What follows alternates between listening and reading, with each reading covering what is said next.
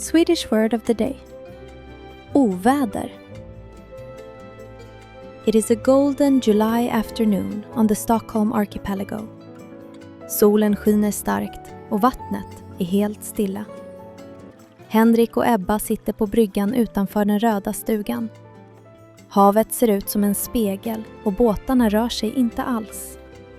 Allting känns perfekt, fridfullt och oändligt varmt.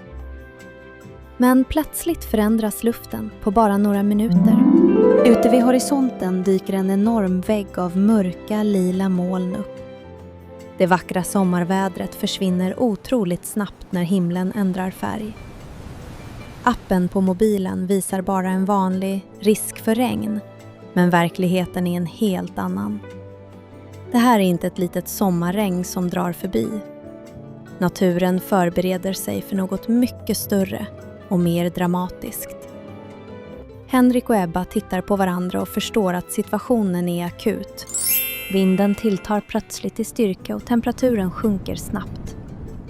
Den varma sommarluften blir iskall på bara några sekunder. Ebba känner hur det doftar metalliskt i luften. En tydlig doft av elektricitet och kommande åska. Träden börjar svaja våldsamt runt stugan. Havet vaknar till liv och de första stora vågorna slår mot bryggan. Atmosfären är fylld av en intensiv elektrisk spänning.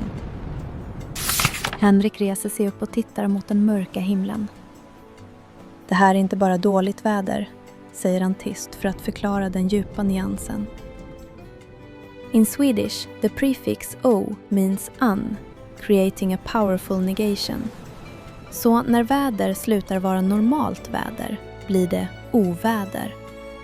Det är ett ord för när naturens ordning helt bryts ner. Ebba nickar instämmande och de bestämmer sig för att söka skydd. För svenskar har detta ord en speciell kulturell tyngd. Det beskriver ett tillstånd där stormen tar över hela skärgården med brutala krafter. Det handlar om vita skumkronor på vågorna, horisontellt regn och blixtar över det öppna vattnet. Det känns nästan som en medveten kränkning av den fridfulla svenska sommaren. När naturen visar denna sida stannar hela livet upp. Människor respekterar kraften i detta unika fenomen. Det kommer ett oväder, säger Henrik högt och betonar ordet rätt. Oväder.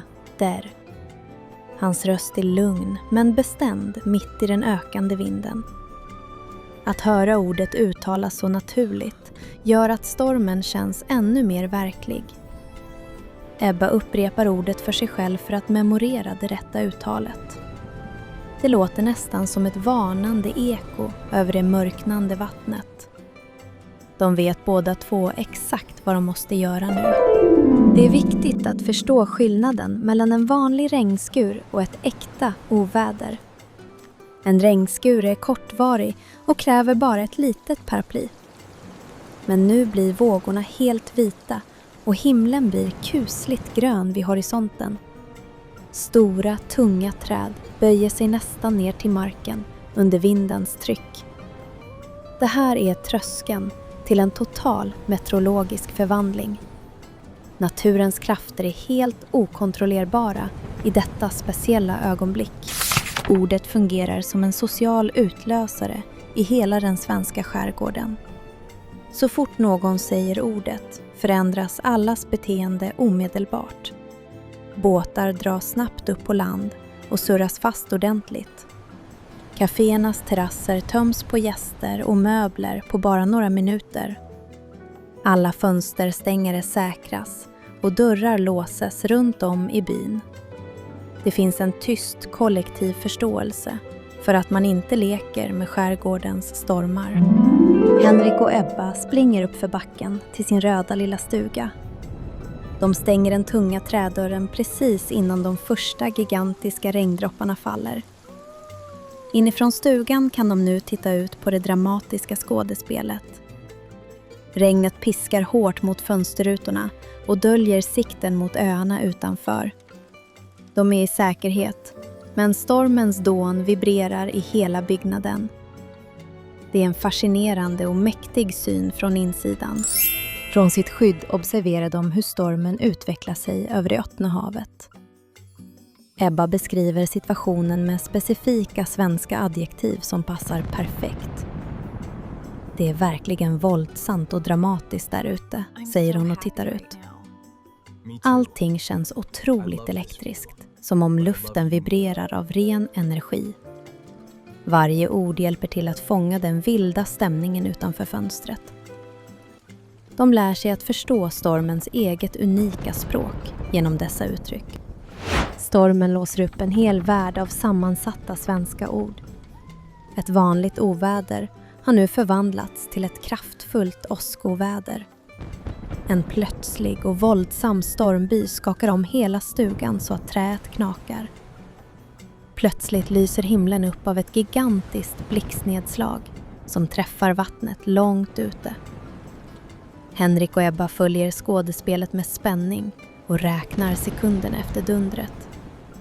Orden blir levande genom de dramatiska händelserna utanför.